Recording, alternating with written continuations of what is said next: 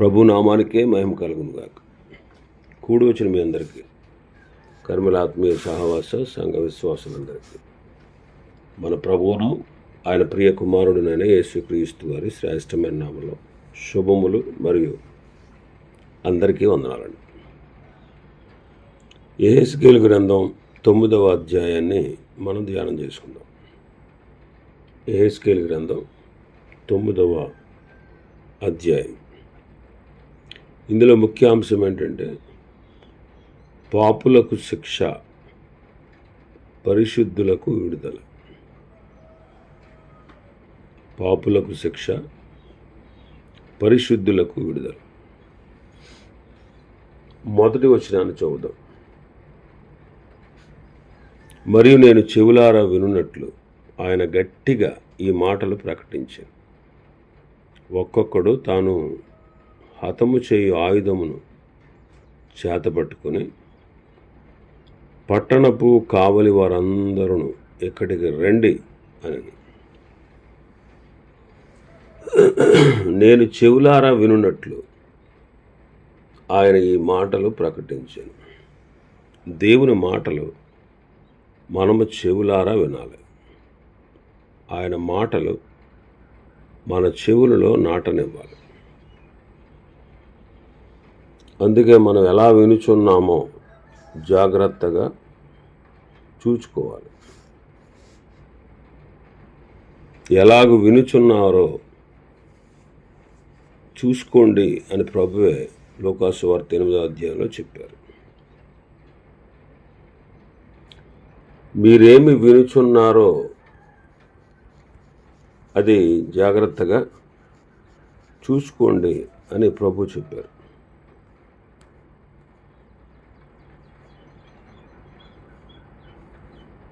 Mark సువార్త 4వ అధ్యాయం 23-24 వచనాలు చూస్తే, వినుటకు చెవులు ఎవరికైనా ఉండిన ఎడల వాడు వినుగాక అనెను. మరియు ఆయన మీరేమి వినుచున్నారో జాగ్రత్తగా చూచుకొనుడి. కాబట్టి వినుట చాలా ప్రాముఖ్యం. నా మాట విని వాటి చొప్పున చేయు ప్రతివాడును బండ మీద తన ఇల్లు కట్టుకున్న బుద్ధిమంతుని పోలియుండును అని చెప్పారు ఆయన, మత్తయి సువార్త 7:24లో. కాబట్టి మొదట వినుటకు జాగ్రత్త కావాలి. ఒక్కొక్కడు తాను హతము చేయు ఆయుధములను పట్టుకుని రండి అని చెప్పారు ఆయన. 6 మనుషులు వచ్చారు. 6 మనుషులు వచ్చారు. ఇక్కడ ప్రస్తావించబడ్డ కావలి వారు బహుశా దేవదూతలై ఉండొచ్చు. ఎంతవరకు వారు సంరక్షణ దూతల్లా ఉన్నారు. కానీ ఇప్పుడు వారికి మరొక రకమైన బాధ్యత ఇవ్వబడింది. వారిప్పుడు కల్దీయులను ఇశ్రాయేలు మీదకి రప్పిస్తున్నారు. వారి చేతుల్లో ఆయుధాలు ఉన్నాయి. యెషయా గ్రంథం 10వ అధ్యాయంలో చదువుతాం. 2వ వచనంలో కూడా మనం చూస్తాం. ఒక్కొక్కడు తాను హతము చేయు ఆయుధమును చేతపట్టుకుని ఉత్తర దిక్కునున్న పై గవిని మార్గముగా 6 మనుషులు వచ్చుచుండిరి. వారి మధ్య ఒకడు అవిసనార బట్ట ధరించుకుని నడుమునకు లేఖికుని సిరాబుడ్డి కట్టుకొని ఉండెను. వారు ఆలయమున ప్రవేశించి ఇత్తడి బలిపీఠమున వద్ద నిలిచిరి. 6 మనుషులు వస్తున్నారు. ఈ 6 మనుషులు 6 దేవదూతల ప్రోద్బలంతో వస్తున్నారు.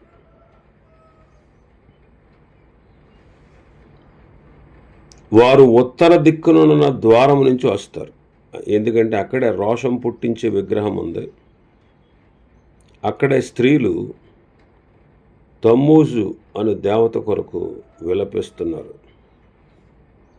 బబులోనీయులు కూడా ఉత్తర ద్వారం గుండా వారు వచ్చారు. యాక్చువల్గా యూదుల గ్రంథాల ప్రకారం మనం చూస్తే వారు ఇర్మియా గ్రంథం 39:3 ప్రస్తావించిన వారు అయి ఉండొచ్చు అంటారు. ఇర్మియా గ్రంథం 39:3 యెరూషలేము పట్టబడగా అధిపతులందరూ నేర్గల్ షరేజరు, సంగర్నెబో, షండులకు అధిపతియగు సెర్సెకీము, జ్ఞానులకు అధిపతియగు నేర్గల్ షరేజరు మొదలైన బబులోను రాజు అధిపతులు లోపలికి వచ్చారు అని చదువుతాం ఇర్మియా గ్రంథంలో. బబులోనీయులు కూడా ఉత్తర ద్వారం నుంచే ఇశ్రాయేల్ దేశంలోకి ప్రవేశించారు. ఎందుకంటే బబులోను ఇశ్రాయేళ్లకు ఈశాన్య దిక్కులో ఉంది. వారి చేతిలో హతము చేసే ఆయుధం ఉంది. అంటే హిబ్రీ భాషలో మప్పాట్స్ కెల్లి అనే ఆయుధం అని రాసి ఉంది. అంటే రాళ్లను పగలగొట్టే సుత్తి అన్నమాట. ఆ 6 మధ్యలో అవిసెనార బట్ట ధరించుకుని నడుమునకు లేకికుని సిరాబుడ్డి కట్టుకున్నవాడు ఉంటాడు. ఆ 7వ వ్యక్తి ఆ 6 నాయకుడు. అతనికి సైనికుల దుస్తులు లేవు, కానీ యాజకుని వస్త్రధారణ ఉంది. ఆ దుస్తులు తెల్ల రంగు. అతని ప్రక్కన ఆయుధానికి బదులు సిరాబుడ్డి ఉంది.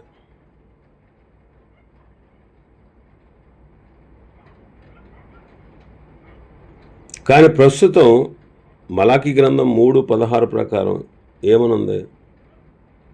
ఇశ్రాయేలుల మధ్యలో ఉండి వారి మాటలు, వారి ఆలోచనలు వారి ఒక పుస్తకంలో రాయబడతాయన్నాడు మలాకీ గ్రంథం 3:16లో. యెహోవా యందు భయభక్తులు గలవారు ఒకరితో ఒకరు మాట్లాడుకుంటూ ఉంటే ఆయన రాస్తాడు అని ఉంది. కానీ ప్రస్తుతం ఆయన యెరూషలేములో జరిగిన హేయ కృత్యాల గూర్చి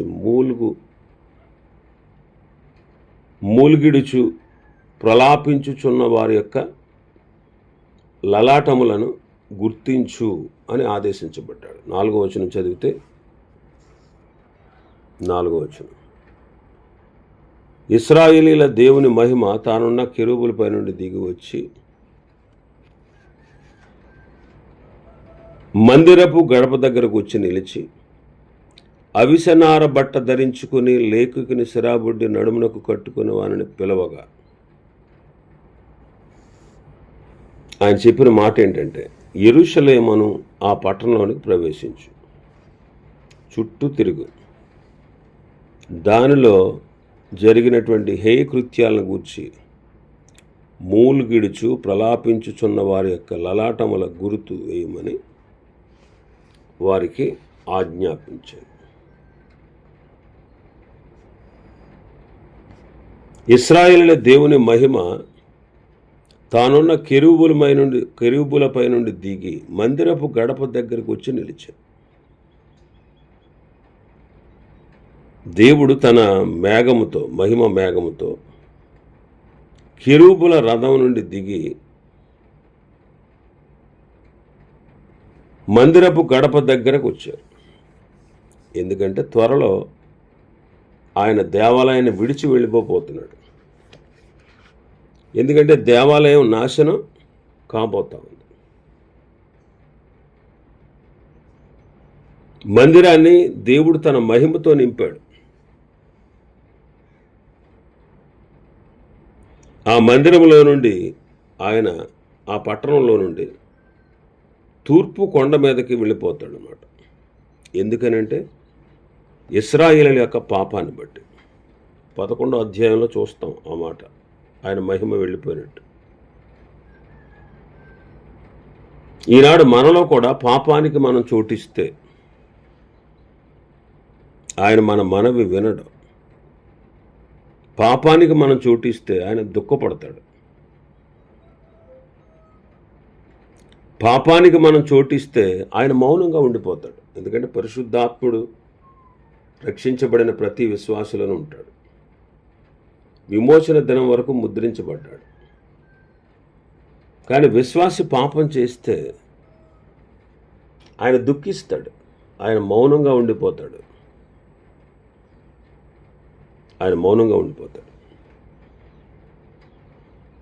ఇక్కడ మనం చూస్తే సిరాబుడ్డి నడుమును కట్టుకుని వానితో మాట్లాడుతూ యెరూషలేములో జరిగిన హేయ కృత్యాలను గూర్చి మూలుగుతూ ఉండేవారు, ప్రలాపిస్తూ ఉండేవారి యొక్క నొసట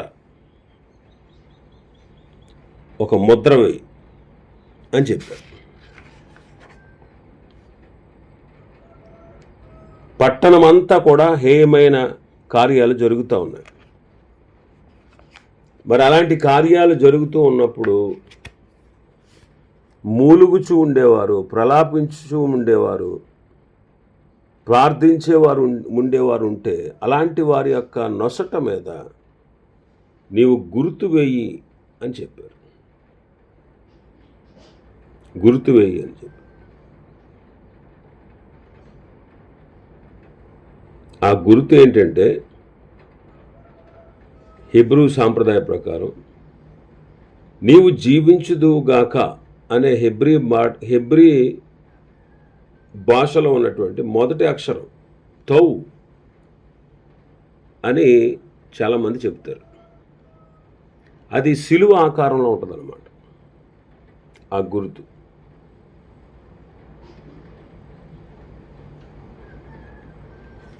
కాబట్టి ఇక్కడ ప్రలాపించేవారు ఉంటే వారి నొసట వేయాలి.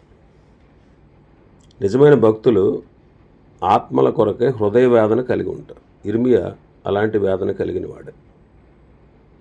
అపొస్తలుడైన పౌలు గారు కూడా అలాంటి హృదయం కలిగిన వాడే. ఈనాడు మనం కూడా అలాంటి హృదయం కలవారుగా ఉండాలి. నశించు ఆత్మల కొరకు బహు వేదనతో మనం ప్రార్థించవలసిన వారంగా ఉండాలి. కాబట్టి ఆయుధాలు కట్టుకున్నటువంటి ఆయన, ఆ ఆయుధాలు ధరించిన వారికి మీరు పట్టణంలోనికి పోయి నా పరిశుద్ధ స్థలం దగ్గర మొదలుపెట్టి కటాక్షమైన కనికరమైన లేకుండా అందరినీ హతము చేయుడి అని చెప్పారు. 5వ వచనంలో నేను వినుచుండగా వారికి ఎలాగ సెలవిచ్చాను, మీరు పట్టణంలోనికి వాని వెంట పోయి నా పరిశుద్ధ స్థలము దగ్గర మొదలుపెట్టి కటాక్షమైన కనికరమైన లేకుండా అందరినీ హతము చేయుడు. హతము చేయుట ఎక్కడి నుంచి మొదలుపెట్టారు? పరిశుద్ధ స్థలము దగ్గరే మొదలు పెట్టమని చెప్పుచున్నారు. ఎందుకంటే పరిశుద్ధ స్థలము దగ్గరకు వచ్చి ఆరాధించేవారే అక్రమంగా జీవిస్తూ ఉన్నారు. పరిశుద్ధ స్థలము దగ్గర మొదలుపెట్టి అందరినీ హతము చేయమని చెప్పారు. కానీ ఆ గుర్తు ఎవరికి ఉంటుందో వాళ్ళని వదిలేయాలి. 6వ వచనంలో అందరూ నశించినట్లు ఎవరిని విడిచిపెట్టక పెద్దవారిని, చిన్నవారిని, కన్యకలను, పిల్లలను, స్త్రీలను చంపవలను. కానీ ఆ గుర్తు ఎవరికి ఉండునో వారిని ముట్టకూడదు. గుర్తున్న వాళ్ళని ముట్టకూడదు. కాబట్టి పాత తర్జుమాలో తక్కిడ రూపంలో ఉండే గుర్తు అంటారు.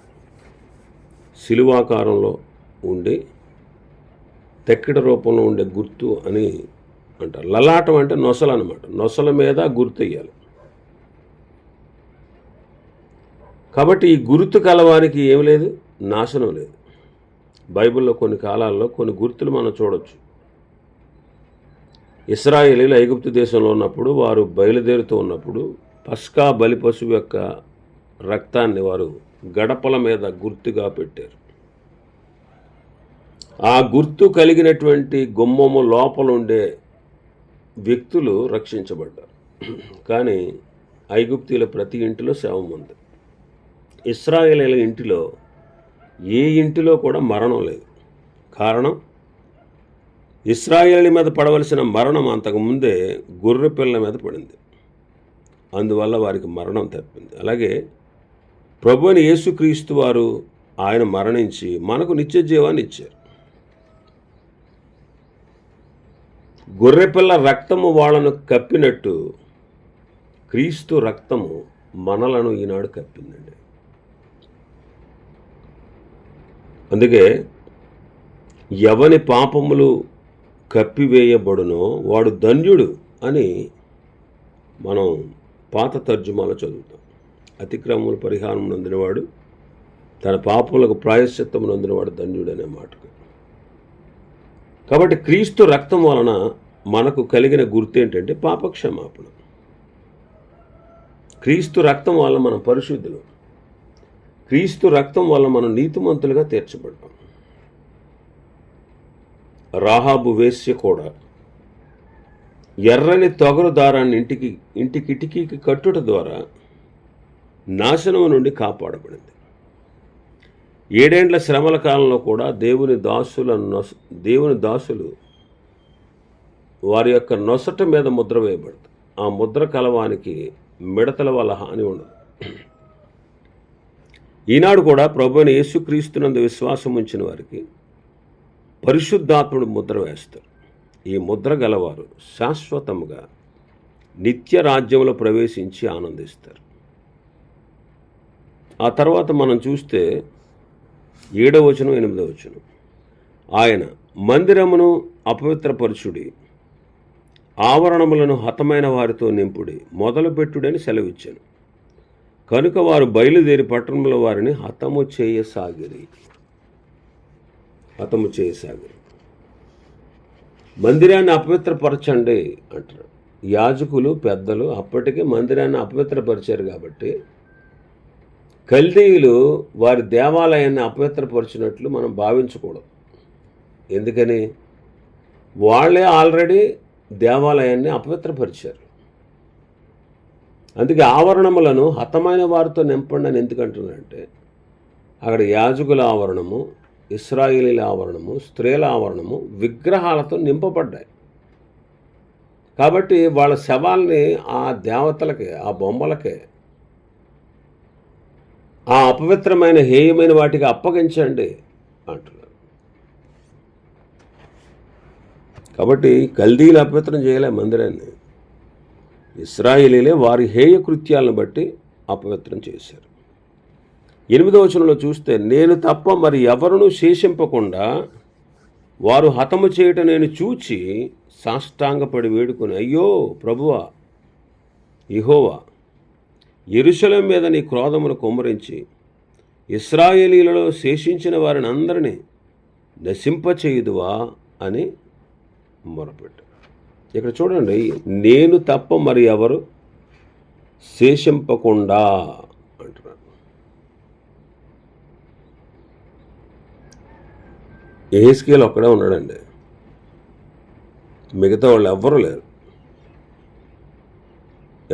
ఆ ముద్ర గలవారు ఎవరైనా ఉన్నారంటే ఎవ్వరూ లేరు. నేను తప్ప మరి ఎవరును శేషింపకుండా వారు హతము చేయటం నేను చూచి సాష్టాంగపడి వేడుకున్నాను అంటున్నాడు. అయ్యో ప్రభువా, ఇశ్రాయేలులను శేషించిన వారిని అందరిని నశింపచేయుదువా అని మొరపెట్టు. వేడుకుంటున్నాడు ఇక్కడ యెహెజ్కేలు ప్రభువుని.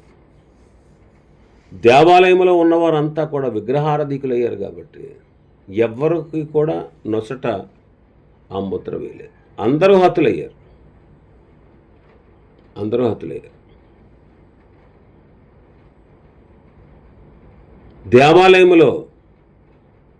దేవాలయంలో ఉన్న ఆవరణాలు శవాలతో నింపబడ్డాయి. దాన్ని చూసి యెహెజ్కేలు వేడుకుంటున్నాడు, అయ్యో ప్రభువా, యెరూషలేము మీద నీ క్రోధాన్ని ఇప్పటికే ఇశ్రాయేల్లో 10 గోత్రాల వాళ్ళు అష్షూరీయుల చేత నశింప చేసావు, శేషించిన ఈ 2 గోత్రాలను కూడా నాశనం చేసేస్తావా అని మొరపెట్టాడు. యెహెజ్కేలు ప్రేమ కలిగిన వాడండి. అబ్రహాము కూడా చూడండి, సొదొమ పట్టణం కొరకు ప్రార్థించాడు. ఆమోసు కూడా ఇశ్రాయేల్ కొరకు ప్రార్థించాడు. ఇక్కడ యెహెజ్కేలు ప్రార్థిస్తున్నాడు. ఆ ప్రార్థనకు స్పందనగా 9వ వచనం చూస్తే ఆయనకు జవాబు చెప్తున్నాడు, దేవుని యొక్క జవాబు. ఇశ్రాయేలు వారి యొక్క యోధా వారి యొక్క దోషం బహుఘోరముగా ఉన్నది, బహుఘోరంగా ఉంది. యెహెజ్కేలు మనసులో ఉన్నటువంటి ఆవేదనను శాంతింపచేయడానికి ప్రభువు మాట్లాడుతున్నాడు. ఇదిగో ఇశ్రాయేలీలు యోధా వారు చేసిన పాపాలు వర్ణనాతీతం. మరి ముఖ్యంగా వాళ్ళు ఏమనుకుంటున్నారంట, యెహోవా ఈ దేశమును విసర్జించెను, ఆయన మమ్మను చూడడో అనుకుని దేశాన్ని హత్యతో పట్టణమును తిరుగుబాటుతో నింపేశారు. వారు పశ్చాత్తాపం పొందడానికి దేవుడు వారికి తగిన సమయం ఇచ్చాడు. ఆ సమయాన్ని వారు సద్వినియోగం చేసుకోవడానికి బదులు ఇంకా దిగజారిపోయారు. ఆ దేవుడేమి చూడలే అనే నాస్తికత్వానికి వచ్చేసారు. దేవుని యొక్క మహిమ వారి మధ్యలో ఉన్న వారు దేవుడు మమ్మల్ని విసర్జించాడు అని భావించారు. వారు చేసిన ఘోరమైన పాపాలకు శిక్ష రావడం లేదు కాబట్టి దేవుడు లేళ్లే అనే నిర్ధారణకు వచ్చేసారు. దేశాన్ని హత్యతో నింపారు. పట్టణంలో ఉన్నటువంటి ప్రజలకు అన్యాయాన్ని నేర్పించారు. ప్రజలు అనేక మందికి అన్యాయంగా వారిని హింసించారు. కాబట్టి విచ్చలవిడిగా అరాచకంతో నిండిపోయింది. అమాయకుల రక్తాన్ని చిందించారు, అశ్లీలతతో నిండారు, మానభంగాలు చేశారు, వికృత చేష్టలు చేశారు, హత్యలు చేశారు. వీళ్ళంతా కూడా దేవుడు చూడట్లేదు. మమ్మల్ని వదిలేశాడు, మా దేశాన్ని వదిలేశాడు, మా మందిరాన్ని వదిలేశాడు, వదిలి వెళ్ళిపోయాడు, ఇంకా మా మధ్యలో లేడు, ఆయన మమ్మల్ని ఏం చూస్తాడులే, ఇలా అయిపోయారు బాబు అని దేవుడు యెహెజ్కేలుని సముదాయించాడు. అందుకే 10వ వచనంలో, కాబట్టి కటాక్షమంచగా కనికరాన్ని చూపగా నేను వారి ప్రవర్తన ఫలమును వారు అనుభవించేటట్లు చేస్తాను. వారు అనాథలని విధవరాండ్రని చూడకుండా న్యాయ వ్యవస్థను వక్రీకరించారు. వారు చేసిందే వారు అనుభవించేలా ప్రభు చేస్తున్నాడు. మరి అప్పుడైనా సరే వారు దేవుని తెలుసుకుంటారని ఆయన యొక్క ఆశ. కాబట్టి వారి ప్రవర్తన ఫలాన్ని వారికి అనుభవించేస్తాడు. ఇంకా 11వ వచనం చూస్తే, అప్పుడు అవిసనార బట్ట ధరించుకున్న లేఖకుని సిరాబడి నడుమ కట్టుకునేవాడు వచ్చి, నీవు నాకు ఆజ్ఞాపించినట్లు నేను చేసి తినని మనవి చేశాను.